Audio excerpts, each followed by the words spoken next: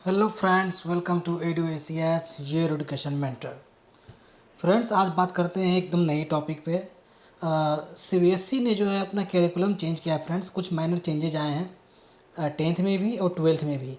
तो बहुत सारे बच्चों के बीच ये कन्फ्यूजन है कि कितना बड़ा बदलाव आया है और ये कितना इफ़ेक्ट कर सकता है एक स्टूडेंट के असेसमेंट के लिए। तो कुछ खास चेंजेस नहीं है फ्रेंड्स, बट एक जो पैटर्न होता है, जो आपका फाइनल असेसमेंट होता है, जिसे आप समेटिव एग्जामिनेशन या फिर हाफ ईयरली या एनुअल एग्जामिनेशन भी कहते हैं। जो फाइनल एग्जामिनेशन होता है हर सेमेस्टर के एंड में या फिर हर 6 मंथ के एंड में, तो उसका जो पैटर्न होता है क्वेश्चन में कि कौन से क्वेश्चन का वेटेज कितना रहेगा, उसमें जो है फ्रेंड्स सीबीएसई ने चेंज किया है, ताकि जो स्टूडेंट पर प्रेशर है और प्लस कोविड पेंडेमिक का भी दौर है, तो कैसे स्टूडेंट के ऊपर से प्रेशर थोड़ा सा रिलीज किया जाए। तो उसी के रिगार्डिंग फ्रेंड्स सीबीएसई ने एक नोटिस जारी किया है। तो इसमें हम डिस्कस करेंगे फ्रेंड्स कि क्या चेंजेज आए हैं सीबीएसई के करिकुलम में। फ्रेंड्स, बात करते हैं सीबीएसई के बारे में।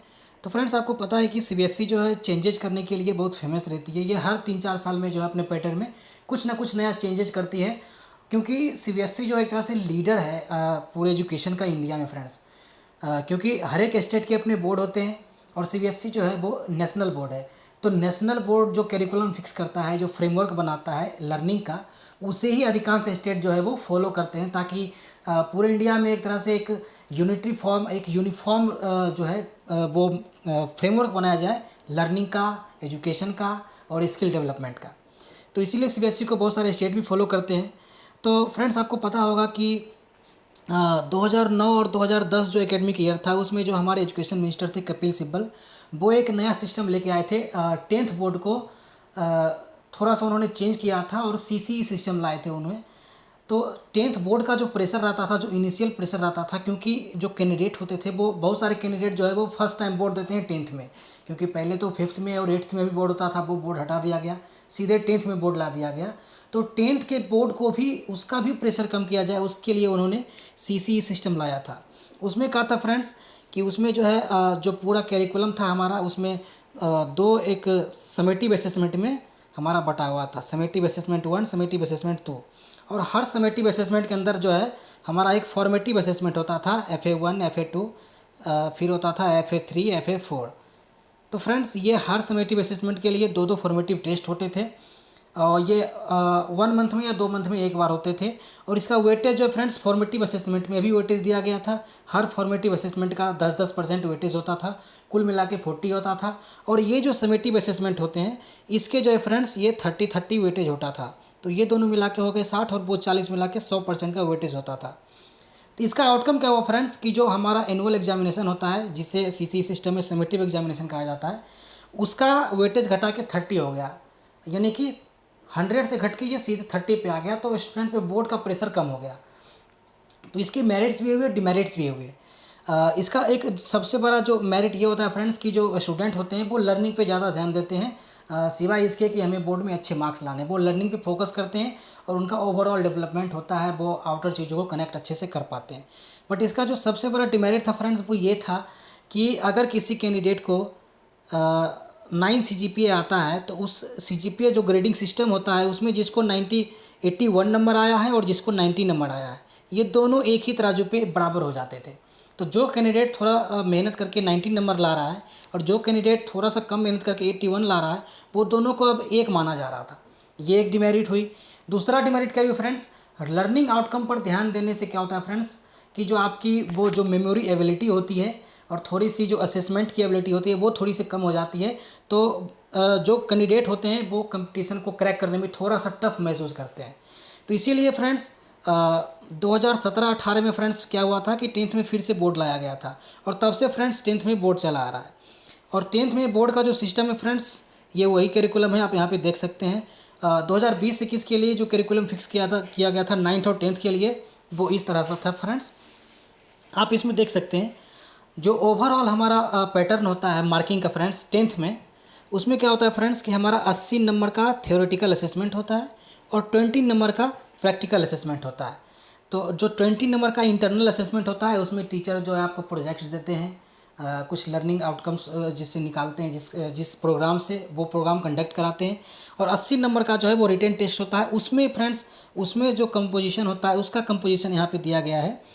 कि 80% में जो 80 क्वेश्चन होते हैं फ्रेंड्स, उसमें 20% क्वेश्चन पहले एमसीक्यू के आते थे, आप यहाँ पे देख सकते हैं। यानी कि अराउंड 60 क्वेश्चन जो है आपका एमसीक्यू होगा। इसमें फ्रेंड्स कोई चेंजेस नहीं आया है नए पैटर्न में। आप यहाँ पे देख सकते हैं जो 2021-22 का जो मॉडिफाइड पैटर्न है उसमें भी हमारे पास 20% के जो है वो ऑब्जेक्टिव क्वेश्चन यानी कि एमसी क्वेश्चन हैं। तो इसमें कोई चीज़ नहीं आया फ्रेंड्स। जो मेजर चेंजेज आए फ्रेंड्स वो आए हैं इन 2 पॉइंट्स में, जिसे हम केस बेस्ड, सोर्स बेस्ड या फिर short answer long answer question बोलते हैं फ्रेंड्स। इसमें थोड़े से चेंजेज आए हैं। जो केस बेस्ड क्वेश्चन होते हैं, जो पहले 20% क्वेश्चन था जिसमें मान सकते हैं कि 60 क्वेश्चन आते थे, अब उसे बढ़ा के फ्रेंड्स 30 कर दिया गया है। आप यहाँ पे देख सकते हैं अब उसे बढ़ा के 30 कर दिया गया है। और जो short answer long answer type के जो क्वेश्चन आते थे, जो 60% होते थे रिमेनिंग, उसे थोड़ा सा घटा के 50% कर दिया गया है। तो ऑब्जेक्टिव टाइप क्वेश्चन जो है फ्रेंड्स वो ज्यों के त्यों है 20% ही है। जो केस बेस्ड क्वेश्चन है उससे थोड़ा सा डाइवर्सिफाई किया गया है, उसे बढ़ा के 30% किया गया है। और इसमें जो मार्किंग पैटर्न होता है उसमें भी आपको एमसीक्यू देखने को मिल सकता है। तो जो 20% एमसीक्यू था वो पहले भी है, अब भी है। ये सेपरेट पैटर्न होता है क्वेश्चनिंग का। लेकिन जो केस बेस्ड क्वेश्चन आएंगे, जो कॉम्पिटेंसी बेस्ड क्वेश्चन आएंगे, उसमें भी कुछ एमसीक्यू आपको देखने को मिल सकते हैं, कुछ केस बेस्ड क्वेश्चन देखने को मिल सकते हैं, जो आपके नॉलेज को आउटर वर्ल्ड से या फिर प्रैक्टिकल वर्ल्ड से कह सकते हैं कि कनेक्ट करते हैं। तो फ्रेंड्स ये था 10th का सिलेबस और करिकुलम में थोड़ा सा चेंजेस। बात करते हैं फ्रेंड्स कि जो सीनियर सेकेंडरी होता है 12th में क्या चेंजेस आए फ्रेंड्स। तो आप यहाँ पे देख सकते हो फ्रेंड्स, 12th में जैसा कि हम जानते हैं कि 12th का जो थ्योरेटिकल असेसमेंट होता है वो 70 + 30 का होता है। 30 हमारा इंटरनल असेसमेंट होता है जिसे हम प्रैक्टिकल एग्जाम भी कहते हैं, और 70 जो है वो हमारा थ्योरेटिकल एग्जाम होता है। तो 70 नंबर का जो करिकुलम होगा जिसमें हमारे क्वेश्चन आएंगे उसका रिटर्न आंसर देना है, उसके लिए फ्रेंड्स ये करिकुलम फिक्स किया गया है। इसमें फ्रेंड्स क्या होता था कि पहले एमसीक्यू जो है इसमें भी 20% आते थे, यानी कि 14 क्वेश्चन एमसीक्यू के आते थे। तो वो एमसीक्यू के 20% क्वेश्चन अब भी आएंगे, जो 2021-22 का जो मॉडिफाइड करिकुलम है उसमें भी आएंगे। और इसमें भी इन्हीं दोनों को चेंज किया गया है, जो हमारा केस बेस्ड क्वेश्चन है और जो हमारा शॉर्ट आंसर और लॉन्ग आंसर राइटिंग क्वेश्चन है। तो पहले जो केस बेस्ड क्वेश्चन होते थे वो मात्र 10% आते थे, यानी कि 6 से 7 क्वेश्चन आते थे केस बेस्ड क्वेश्चन। अब इसे बढ़ा के जो है फ्रेंड्स 20% कर दिया गया है, यानी कि डबल कर दिया गया है। यानी कि अब आपको 14 से 15 मार्क्स के जो है आपको कॉम्पिटेंसी बेस्ड क्वेश्चन देखने को मिल सकते हैं 12th क्लास में। और बात करते हैं शॉर्ट आंसर और लॉन्ग आंसर राइटिंग की, तो इसे जो है फ्रेंड्स पहले ये 70 रखा गया था, अब इसे 10% घटा के 60% किया गया है। तो जो एमसीक्यू का पैटर्न है फ्रेंड्स उसमें ना तो 10th में ना 12th में कोई चेंजेज आए हैं, उसका वेटेज 20% सेम ही है। बट जो केस बेस्ड क्वेश्चन होते हैं और जो आंसर राइटिंग होती है जिसे short answer long answer writing कहते हैं, उसको जो है थोड़ा सा एक्सचेंज कर दिया गया है। इसका 10% लेके उसमें 10% ऐड कर दिया गया है, ताकि जो आंसर राइटिंग होता है फ्रेंड्स उसका थोड़ा सा प्रेशर बच्चों से हट के उनके क्या कह सकते हैं एक तरह से कॉग्निटिव एबिलिटी पे जा सके, कि वो जो कैंडिडेट हैं वो केस बेस्ड क्वेश्चन को अपने तरीके से अपने सिरे से कर सकें। और ये क्वेश्चन फ्रेंड्स ज़्यादातर स्टूडेंट फ्रेंडली होते हैं। स्टूडेंट फ्रेंडली मैं इसलिए बोल रहा हूँ फ्रेंड्स क्योंकि इसमें जो क्वेश्चंस आते हैं वो केस बेस्ड आते हैं, पहली बात केस बेस्ड आते हैं। दूसरी बात, इसमें जो भी आंसर डिमांड किया जाता है फ्रेंड्स वो होता है according to thought of your students. मतलब जो कैंडिडेट हैं वो अपने सोच के अनुसार, यानी कि आपके सोच के अनुसार इसका पॉसिबल आंसर क्या हो सकता है वो लिखना रहता है। तो उसकी मार्किंग भी अच्छी होती है फ्रेंड्स, किसी का मार्क्स उसमें घटाया नहीं जाता है, क्योंकि हर कैंडिडेट की अपनी अपनी थिंकिंग एबिलिटी होती है। तो फ्रेंड्स ये थे नए करिकुलम जिसमें स्लाइटली चेंज किया गया था 2020-21 के मुकाबले 2021-22 में। तो ये हमारा मॉडिफाइड करिकुलम है फ्रेंड्स। ये जो सीट है फ्रेंड्स इसकी पीडीएफ हमारी डिस्क्रिप्शन लिंक में लगा दी जाएगी। तो फ्रेंड्स आशा करते हैं कि ये जो करिकुलम चेंज का जो थोड़ा सा इन्फॉर्मेशन है आपके लिए यूज़फुल रहा होगा। तो friends all the best. So this is all for today guys, thank you.